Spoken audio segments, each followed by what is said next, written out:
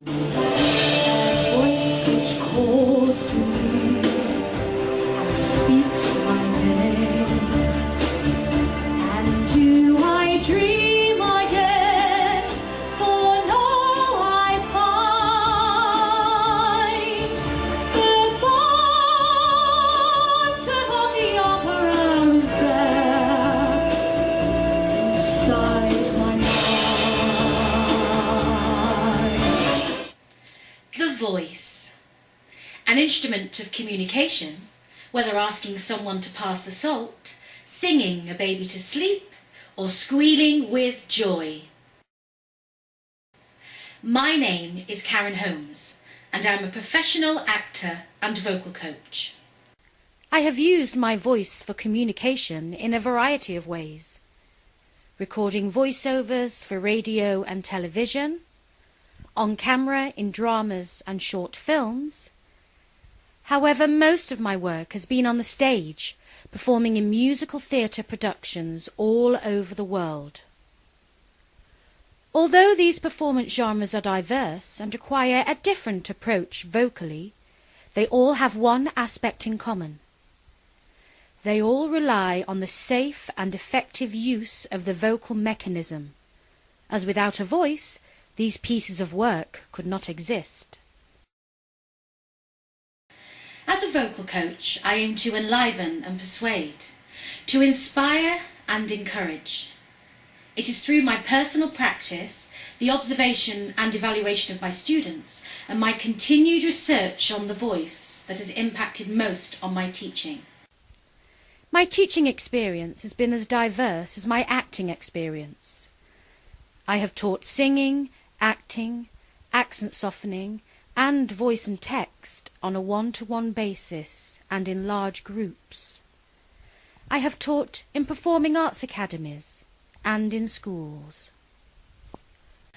Although the learning outcomes of each group of students will vary, my approach for all is from the basis of good vocal practice. The aim of this video is to show you the science behind my teaching practice.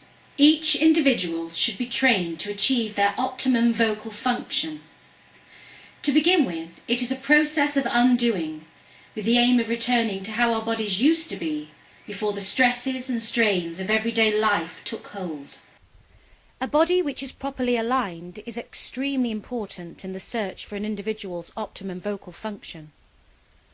Voice work happens in the body, so a body free of tensions is imperative. Suspended in the neck, the larynx contains the vocal folds. Using the muscles which surround the larynx, it can move freely. The muscles of the larynx are attached to other structures. If the structures of the body are misaligned, that is, if the neck is jutting forward, for example, this can create tension within these muscles and may affect the actions of the vocal folds. An arched lumbar spine can stop an individual from accessing the desired diaphragmatic breathing needed to ensure the voice is supported when speaking or singing. Quite often, an individual who has an arched lumbar spine will also have an arch of the cervical spine, a collapsed chest, and possibly rounded shoulders. Work must be done to realign the body and undo these postural habits, reverting back to the posture we possessed as children.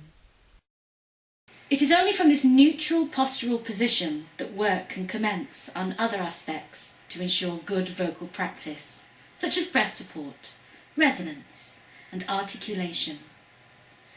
I begin by listening to the student's social voice, their natural way of producing sound. Moving through my checklist gives me an idea of how the student's voice and body is functioning right now. I then ask them to perform their song, allowing me to further assess their vocal instrument and their practice. I then begin work on the various aspects of vocal practice to help them gain their optimum vocal function. Each individual will benefit from a series of exercises tailored for them, targeting specific points where improvement is needed. What follows are snippets of my teaching practice, which can be shaped and applied to each student's needs.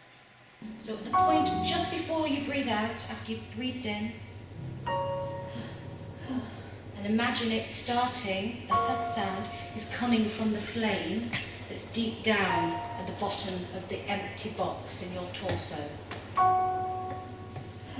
Now what I'd like you to do is let your belly just hang towards the floor. Belly hang, let it all hang out, no vanity. Good. And I'd like you to just breathe in through your nose as you go before down to the flame. And out again. So let your belly hang and notice what happens to your tummy as you breathe in and you breathe out.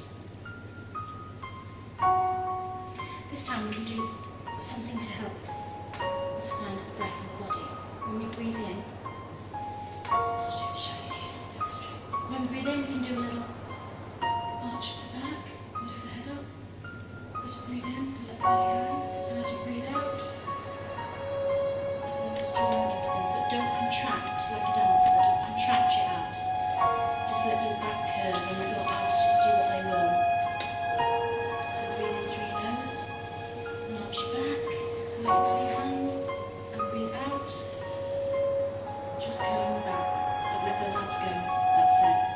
If you breathe in, the loaf of bread rises as if it's been baked in the oven, and as you breathe out, the loaf of bread just moves back to its uncooked state. So as you breathe in, the loaf of bread rises, and as you breathe in, out, it relaxes down. I want you to still imagine that you're breathing down into the flame that's at the bottom of the torso. I'd like you to imagine you're breathing into your back, so the bread is rising. You're breathing into your ribs as well, so they're moving. So you're breathing really deep down into your torso. I'd like you to slowly roll up, very, very slowly, and all the time breathing in to the flame and breathing out. So you're breathing in, don't hold your breath, breathe in and breathe out. I'll stop there. Can you just pull your arms around your body? Like this. Good. And keeping those knees slightly relaxed. Good. I want you to breathe into the flame that's at the bottom of the box. And I want you to imagine that you're breathing into your back, into your ribs, and you're breathing all the way up into your armpits as well, if the breath could go there.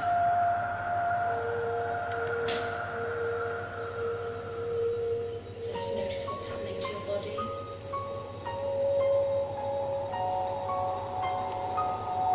Good. Continue with this breath as we relax our arms down and slowly roll up the head. Keep breathing in this way. Breathe deep down into the flame.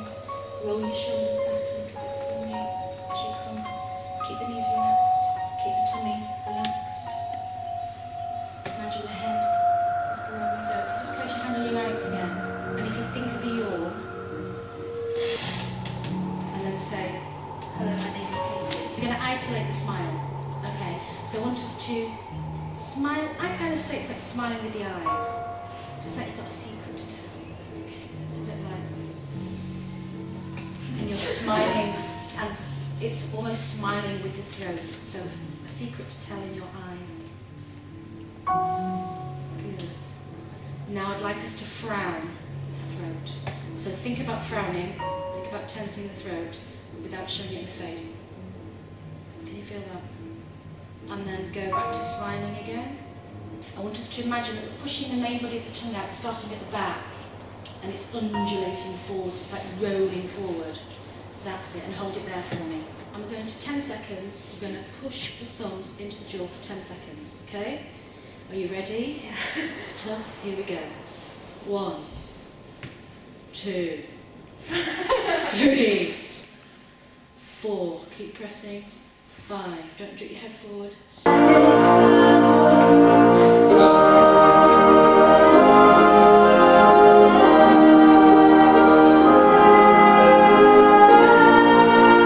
stand for me with your feet hip width apart, okay? And can we have some little soft knees going on here? Good. So we can get a little round, slight tuck under of the pelvis. So what we want is this part of the back to be nice and flat. Good, and can you just roll your shoulders for me? Good. And can you lift your shoulders up and then down? Think of the shoulder blades pulling down the back.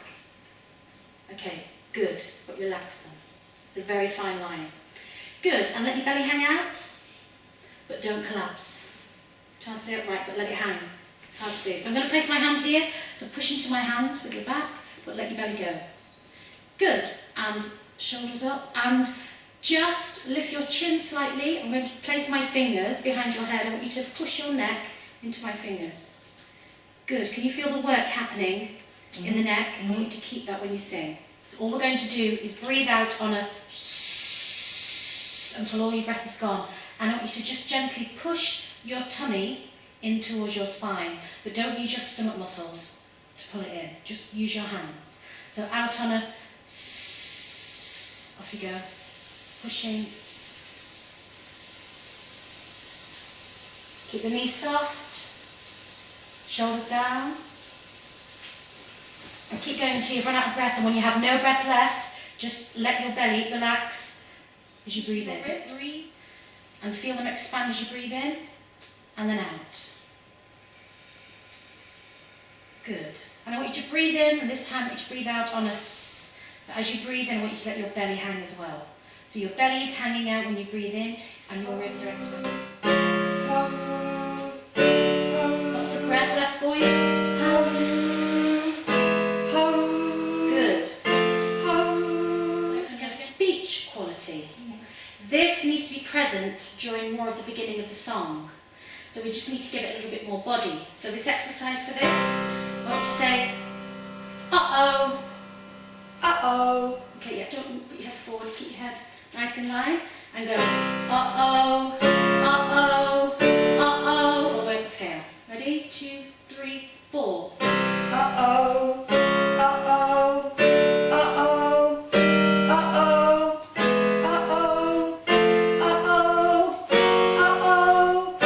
uh-oh, uh-oh, uh-oh, yeah, yeah, uh-oh, yeah, yeah, uh-oh, yeah, yeah. So the thick folds you create when you do the glottal onset of the to keep that sustained into the yeah, yeah.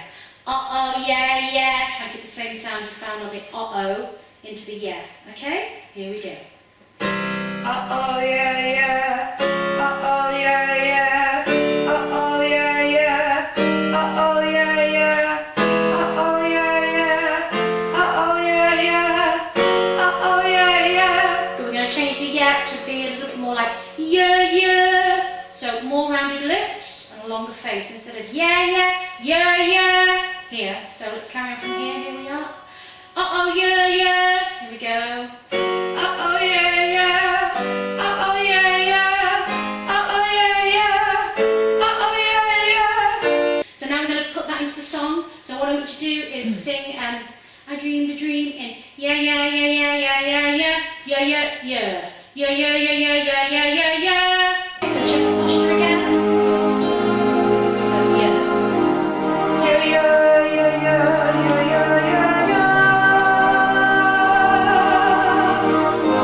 Yeah, yeah, yeah, yeah, yeah, yeah, yeah, yeah. Push into my neck. Lift your chin up. Yeah, yeah, yeah, yeah, yeah, yeah, yeah, yeah. Relax your forehead. Yeah, yeah, yeah, yeah, yeah, yeah, yeah, yeah. Try not to go into your head voice. Keep it in the yeah, yeah, yeah. So good. You can hear those thick fold sounds coming through. Good. It's easier lower down than higher up, but we can practice those and work on those. I want to bring in a little bit of anchoring now. So I'd like you to bring your arms up above your head for me. Good. And what I want you to do is, so keep that tailbone tucked under but don't collapse. Keep the chin up. Good. What I want you to do is push your arms down as if you're swimming through treacle. So you'll feel some resistance. So we're just going to work on that section with the belt, big belt note coming up. So for belting, we need extra work, extra anchoring in our body. And we need you to lift your chin so we can get a little tilt in the cricoid here. So let's get the position of anchoring. Imagine the oranges under the armpits. Good. And I want you to bend your elbows for me a little bit, pulling those shoulder blades together and down the back. Can you feel that work happening? Good, but don't lock the knees and tuck under slightly. Then we want some anchoring in the neck, so push into my fingers and we're going to lift up the chin. Oranges. As they tear your hopes apart, Push into my hands. Push into my fingers. as they turn your dreams to shame.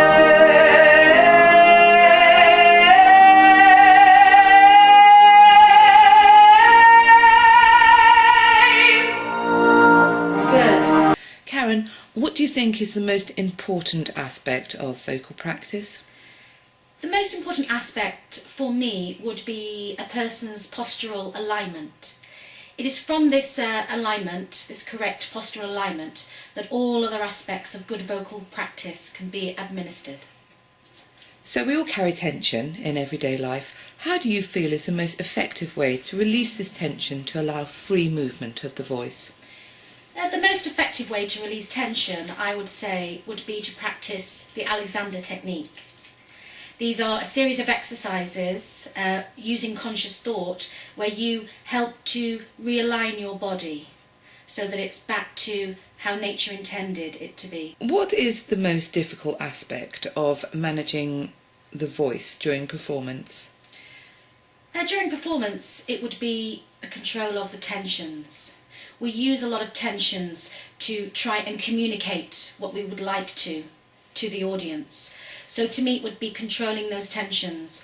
I feel that the tensions can creep in, the anxiety of performing, the nervousness as well. So you need to find a way to release these tensions while performing, and also not use these tensions, as I said earlier, to communicate your character. And finally, what is your personal goal as a vocal coach? My personal goal is to inspire and shape the next generation of performers. The aim of voice work is to enable the individual to get as close as possible to the natural and most efficient way of using the various anatomical and physiological systems of the body, and to train them to ever-increasing levels of capacity and skill. Whether you are a new student or a working actor, voice work should be an integral part of your training and practice throughout your life. A voice must be continually monitored, ensuring healthy practice and a long and prosperous career.